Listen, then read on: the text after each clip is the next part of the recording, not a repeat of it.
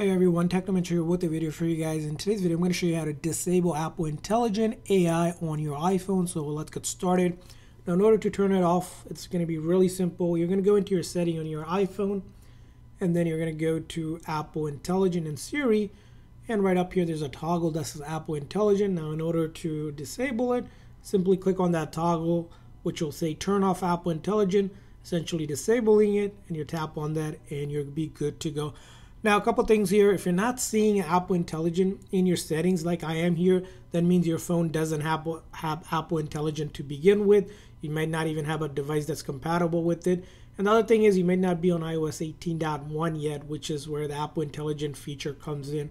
The Apple Intelligent is only available currently in the models iPhone 15 Pro, 15 Pro Max, iPhone 16, 16 Plus, 16 Pro, and the 16 Pro Max. So if you don't have any of those devices, even after updating to iOS 18.1, you're not going to see Apple Intelligent anyways, so it's not there on your phone to disable.